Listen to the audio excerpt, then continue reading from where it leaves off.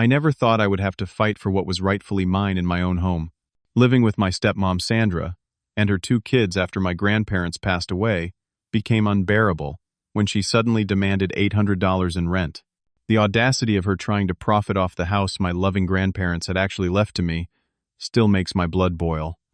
If you have ever had someone take advantage of your kindness, let me know where you are watching from, and hit that like and subscribe button, because this story might give you the courage to stand up for yourself too. I am Kyle, 28 years old, and until recently I worked as a systems analyst for a growing tech company in Portland. My life took its first major turn when I was just 8 years old. My parents died in a horrible car crash on their way home from their anniversary dinner. The memory still haunts me sometimes. The police officers at our door, the sympathetic looks, the world crashing down around my small shoulders. My grandparents Robert and Eleanor Williams stepped in without hesitation. They were already in their 60s then, but they rearranged their entire retirement to raise me in their comfortable suburban home. My grandfather was a retired architect who had designed several notable buildings in our city, and my grandmother had been a high school English teacher. They were kind, patient, and gave me the stability I desperately needed. They never tried to replace my parents, but created a new kind of family that helped me heal. Grandpa taught me woodworking in his garage workshop, and Grandma fostered my love of reading with endless trips to the library. They attended every school event, stayed up helping with science projects, and made sure I knew I was loved unconditionally. Their home became my sanctuary. Everything changed again when I was 16. My father had a younger brother, Richard, who had remained in my life but at a distance. He suddenly announced he was marrying Sandra, a woman he had been dating for less than a year. Sandra was 45, divorced, with 2 children of her own, Austin and Lily, who were 17 and 15 at the time. I am telling this story. I remember the first time I met them, at an awkward dinner my grandparents hosted. Sandra seemed pleasant enough, complimenting my grandmother on her home and asking polite questions about my life. Austin barely looked up from his phone, offering only grunted responses when directly addressed. Lily was more animated, but clearly uninterested in forming any kind of relationship with her soon-to-be extended family. Uncle Richard insisted that we all needed to become one big family. My grandparents, always gracious, made genuine efforts to welcome Sandra and her children into our lives. For holiday gatherings, birthdays, and occasional weekend visits, we maintained a cordial if somewhat distant relationship. Then last year, Uncle Richard died unexpectedly from a heart attack. He was only 51. At the funeral, Sandra seemed genuinely devastated. My grandparents, despite their advanced age, tried to offer support. They invited Sandra and her children to Sunday dinners, checked in regularly, and tried to maintain the family connection. 3 months ago, my world shattered again when my grandparents passed away within weeks of each other. Grandma went first after a stroke, and Grandpa followed shortly after. The doctors called it broken heart syndrome, but I believe he simply could not imagine life without her after 62 years of marriage. In the aftermath of their passing, it seemed natural that I would continue living in their house. I had never moved out as I helped care for them in their final years, and the thought of leaving the only real home I had known was unbearable. No one questioned this arrangement, not even Sandra. In the beginning, Sandra and her kids visited occasionally, supposedly to check on me. Then one day Sandra arrived with suitcases. Austin and Lily trailed behind her, looking bored and annoyed. She explained that her landlord had raised her rent significantly and she could not afford it. She asked if they could stay temporarily while she figured things out. Grief had left me numb and lonely, so I agreed without much thought. I had 4 bedrooms and was rattling around the house alone with my memories. For the first few weeks, things were tolerable. I paid for groceries, cooked meals that they barely acknowledged, and tried to keep the peace. Sandra took over the main bedroom, while Austin and Lily each claimed their own rooms. I remained in my childhood bedroom, surrounded by the comforting familiarity of my past. I continued to pay the utilities, property taxes, and maintenance costs, just as I had when helping my grandparents. I never thought to question who legally owned the house. In my mind, it had always been my grandparents' home, and now that they were gone, it seemed to exist in a kind of ownership limbo. The atmosphere in the house gradually changed. Sandra began rearranging furniture, replacing family photos with her own, and disposing of my grandparents' belongings without consulting me. When I protested, she would say things like, "We need to move forward, Kyle. Your grandparents would not want you living in a museum." Then came the conversation that changed everything. I had just returned from work tired after a long day of troubleshooting server issues when Sandra cornered me in the kitchen. "Kyle, we need to discuss the financial arrangements of this living situation," she said, her voice businesslike. "What do you mean?" I asked, pouring myself a glass of water. "I am already covering the utilities and most of the groceries." Sandra straightened her posture, folding her arms across her chest. "Yes, but you are not contributing to the housing costs. Your Uncle Richard would have wanted me to be practical about these matters." "Housing costs," I echoed, confused. "The mortgage was paid off decades ago. Nevertheless, this house has value, and you are occupying a significant portion of it," she continued. "I think it is only fair that you pay rent." I nearly choked on my water. "Rent, this is my home. I grew up here, and now I am the adult responsible for this property," she said firmly. $800 monthly seems quite reasonable for this neighborhood, really. The argument that followed was heated. I pointed out my years of caring for my grandparents, my consistent financial contributions, and the emotional significance of the house. Sandra remained unmoved repeatedly, stating that as Richard's widow, she was now the rightful owner of any family property. Austin wandered into the kitchen during our dispute. "Mom is right," he interjected with a smirk. "Why should you live here for free while we all have to pay? Get over yourself, man." Lily appeared shortly after, rolling her eyes dramatically. "If you cannot afford it, just move out." "Problem solved," she said, before grabbing a soda from the refrigerator and sauntering away. Later that night, I discovered that Sandra had cleared out my grandmother's china cabinet, placing the generation's old pieces in boxes in the garage. When I confronted her, she claimed she was just organizing and accused me of overreacting. Exhausted and overwhelmed, I reluctantly agreed to pay the rent. Not because I believed it was right, but because I could not face the thought of leaving the last physical connection I had to my grandparents. I wrote Sandra a check that first month, with a bitter taste in my mouth, feeling as though I was being extorted in my own home. The first month under our new arrangement was a stark revelation of what my life had become. Sandra no longer made any pretense of treating me like family.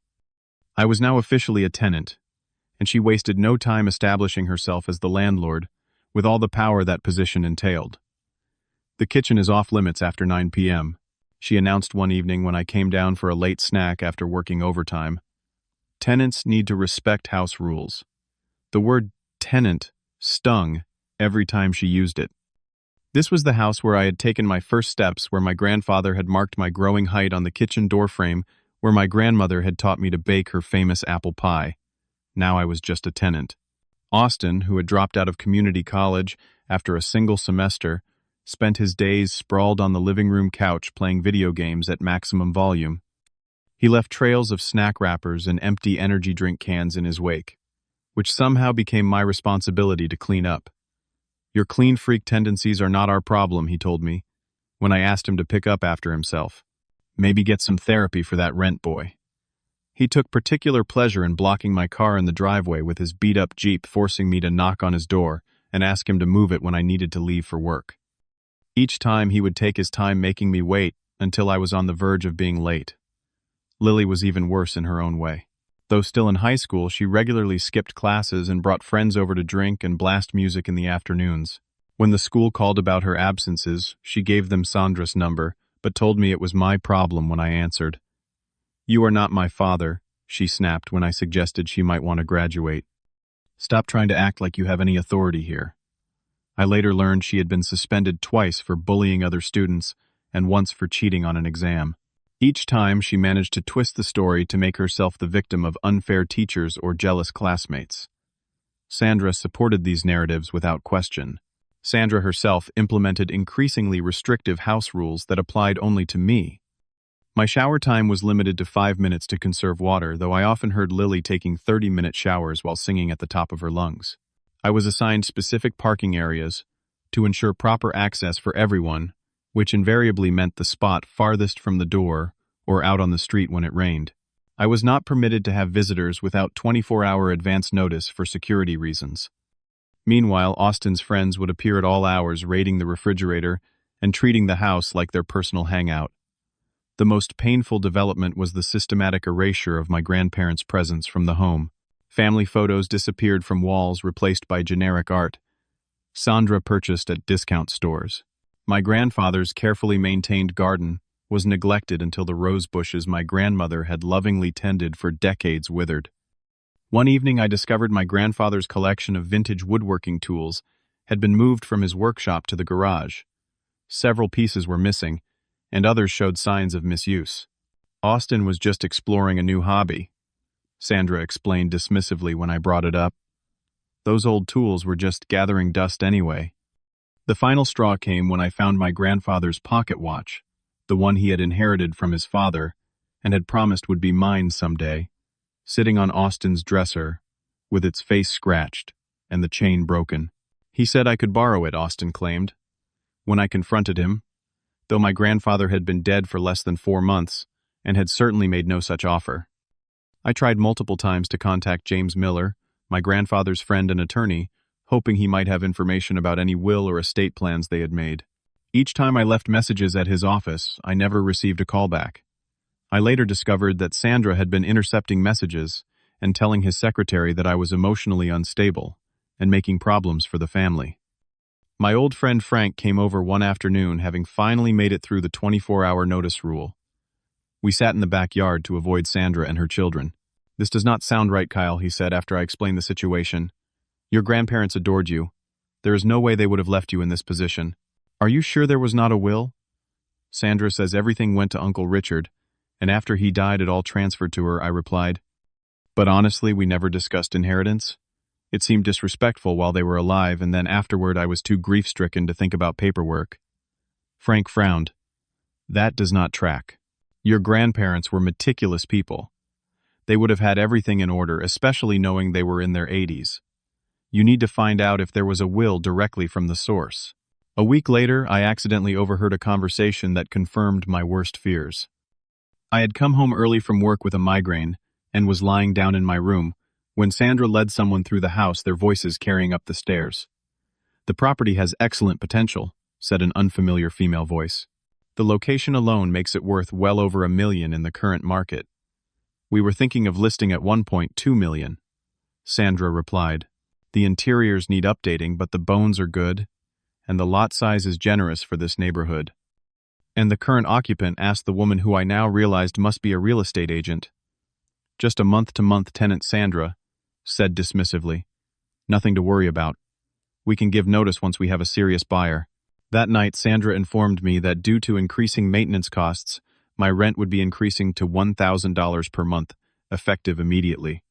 The casual way she announced this, as though it were a minor inconvenience, rather than a significant financial burden, made it clear she was trying to push me out. I nodded silently, already forming a plan. The next day, I called in sick to work for the first time in years. Instead of staying home, I drove to a storage facility across town and rented a small unit. Over the next week, I quietly began moving my most precious possessions and important documents out of the house when no one was home. While cleaning out the back of my closet, I discovered a dusty folder that had fallen behind my childhood desk. Inside were property tax documents from 2 years earlier, addressed to my grandparents, with a notation referencing their attorney James Miller, and an office address I had not tried before. Something did not add up. If Sandra truly owned the house, why had my grandparents been paying property taxes so recently? And why had they never mentioned transferring ownership to Uncle Richard? I decided it was time to take a day off work without telling Sandra and pay a visit to James Miller's office in person. The law offices of Miller and Associates occupied a modest suite in a professional building downtown. The receptionist looked up with a practiced smile as I entered, but her expression changed to one of surprise when I gave my name. "Kyle Williams, Eleanor and Robert's grandson," she asked, standing up. "We have been trying to reach you for months." Before I could respond, a door opened, and an older man with silver hair and kind eyes emerged. "Did I hear you say Kyle Williams is here?" he asked, then spotted me. "My goodness, you look just like your grandfather. Come in, come in. We have much to discuss." James Miller had been my grandfather's closest friend since college. He embraced me warmly before leading me into his office, a wood-paneled room lined with law books and family photos, including several featuring my grandparents.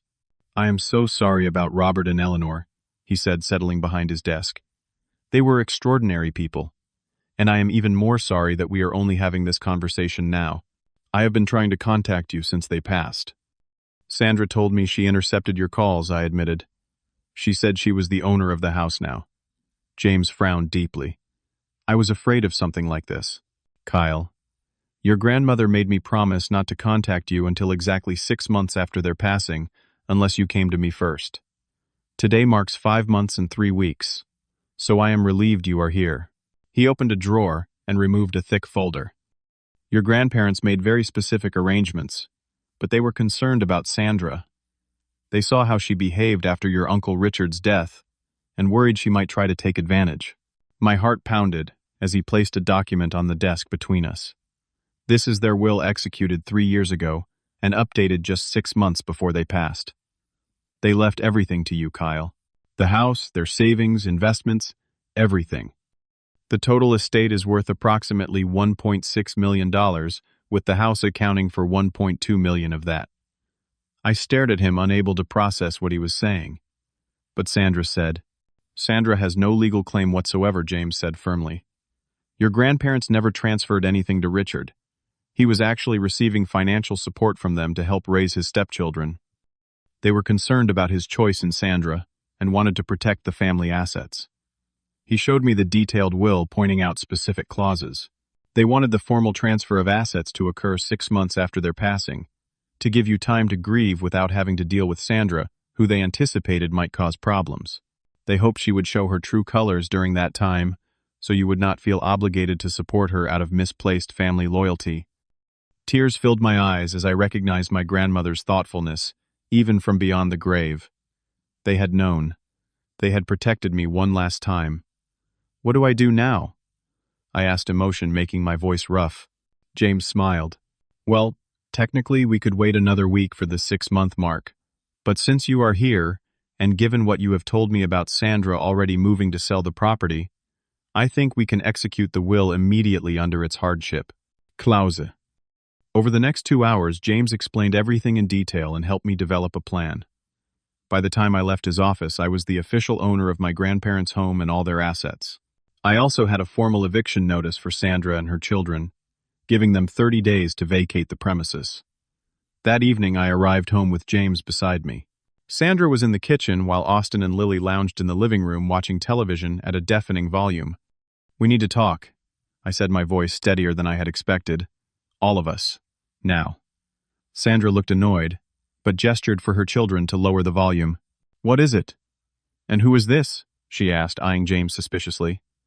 "This is James Miller, my grandparents' attorney," I replied, "and we are here to inform you that you have been living in my house without my permission." The color drained from Sandra's face. "What nonsense is this? This house belonged to Richard, and now it belongs to me." James stepped forward, placing his briefcase on the kitchen table and removing several documents. "Miss Peterson, I am afraid you have been operating under a misapprehension. This property, along with all other assets belonging to Robert and Eleanor Williams, was left directly to their grandson, Kyle. You have no legal claim to any of it." He slid the documents across the table. "This is a copy of the will which has now been executed. And this," he added, placing another document beside it, "is a formal notice to vacate the premises within 30 days. Sandra snatched up the papers, her hands shaking with rage. "This cannot be legal. Richard was their son. Everything should have gone to him, and then to me." "Actually," James said calmly, "Richard was well aware of his parents' wishes. They discussed it with him before his passing. He understood and accepted their decision." Austin and Lily had wandered into the kitchen, drawn by the commotion. "What is going on?" Austin demanded. "We are being thrown out," Sandra spat. "By your precious cousin who has been playing the victim while plotting against us all along." I met her gaze steadily. "I did not plot anything. My grandparents made their own decisions about their property. And given how you have treated me in my own home, charging me rent and planning to sell the house out from under me, I do not think you have any moral high ground here. Sandra shifted tactics, her anger morphing suddenly into pleading. Kyle, we are family. Your uncle would want us to work this out. Perhaps we could come to an arrangement, shared ownership, or... No, I said firmly. You have 30 days to find new accommodation. I will not be charging you rent for that period, but I expect the property to be left in good condition when you leave. You cannot do this, Lily shouted. Where are we supposed to go? The same place you expected me to go when you were planning to sell my home, I replied. That is not my concern. Austin surprisingly was quiet, staring at his mother with new eyes. I realized he was seeing her manipulations exposed for the first time. The next 30 days were predictably tense. Sandra alternated between threats of legal action, which James assured me were groundless, and attempts to guilt me with stories of financial hardship. She called distant relatives, telling them I was heartlessly evicting my uncle's grieving widow, but most knew the Williams family well enough to question her version of events. Austin and Lily reacted differently to the news. Lily doubled down on her hostility, deliberately damaging parts of the house out of spite. I documented everything for potential legal action, though I hoped it would not come to that. Austin, however, became withdrawn and quiet. I caught him looking through family photo albums one afternoon, studying pictures of my grandparents, with an expression I could not quite read. They were good people, I said from the doorway, startling him. He nodded slowly. Mom always said they were cold to her, that they never accepted us. But these pictures... They tried very hard with all of you, I told him honestly. They were old-fashioned, but genuinely wanted to build a relationship. He did not respond, but I noticed he was more careful with the house in the days that followed. The day Sandra and her children finally moved out was surreal. A small moving truck took their belongings, which seemed meager when packed up. The house, despite Lily's attempts at petty vandalism, remained structurally sound and fixable. Sandra did not speak to me, as she left, her face set in a mask of cold fury. Lily made a show of slamming doors and glaring.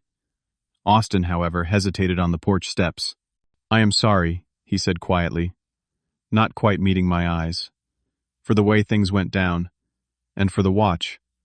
I left it on your dresser fixed. Found a jeweler who specializes in antiques. The unexpected gesture caught me off guard. Thank you, I managed to say. He nodded once, then followed his mother and sister to the car without looking back. When they were gone, I walked through each room of the house, feeling the weight of ownership settling on my shoulders. There was damage to repair spaces, to reclaim memories to preserve. But it was mine, just as my grandparents had intended. Over the next weeks, I carefully restored the house to something resembling its former state. I rehung family photos, rescued my grandfather's tools from the garage, and replanted my grandmother's garden. I took a leave of absence from work to focus on healing both the house and myself. With some of my inheritance, I established a scholarship fund in my grandparents' names at the high school where my grandmother had taught. I also enrolled in a part-time graduate program in architectural preservation, something my grandfather had always encouraged me to pursue. 3 months after the eviction, my doorbell rang one Saturday morning. I opened it to find Austin standing on the porch, hands shoved in his pockets, looking uncomfortable. Can we talk? He asked. Over coffee at the kitchen table, the same table where my grandmother had helped me with homework, and my grandfather had taught me to play chess. Austin shared what had happened since they left. Mom found an apartment across town. Lily is still in school, barely. I moved out last month, got a small place of my own, and a job at a construction company. He stared into his cup. I started thinking about a lot of things after we left. About how Mom always had stories about people wronging her, how there was always someone to blame. That must have been difficult to realize, I said carefully. He nodded. I found some letters your grandfather wrote to my dad offering to help pay for my college if I wanted to go back. Mom never told me about them. The revelation did not surprise me. It was exactly the kind of thing my grandparents would have done, still trying to help family, even when relationships were strained. Are you interested in going back to school? I asked. Maybe. The construction work has got me thinking about learning proper building. Maybe engineering or architecture like your grandfather. He looked up finally. I am not asking for money. I just wanted to apologize properly. And maybe to understand my dad and your grandparents better. They were my family too, but I feel like I never knew them. Over the following months, Austin and I slowly built a cautious relationship. I shared stories about my grandparents and Uncle Richard. He helped me with some of the house repairs, learning about the place that could have been part of his heritage if circumstances had been different. Lily remained distant and angry, but I left the door open for reconciliation, if she ever changed her mind. Sandra moved to Arizona eventually, apparently having reconnected with an old boyfriend. She never contacted me again. As for me, I found a new balance in my life. The house was no longer just a monument to grief, but a place where I could honor my grandparents by living the life they had wanted for me, one of purpose and integrity. I learned that sometimes you have to fight for what is rightfully yours, not out of greed, but out of respect for those who wanted to protect you. I learned that family is not always defined by blood or marriage, but by the people who truly care for your well-being. Most importantly, I learned that standing up for yourself does not make you cruel or selfish. Sometimes it is the only way to honor the love of those who came before you. Have you ever had to stand up for yourself against family members who were taking advantage of you? What did you do in that situation? Share your experiences in the comments below. If this story resonated with you, please hit the like button and subscribe to hear more real-life experiences. And remember, sometimes the family we create through genuine connections is stronger than the one we are born into. Thank you for listening, and I hope your own family brings you joy rather than drama.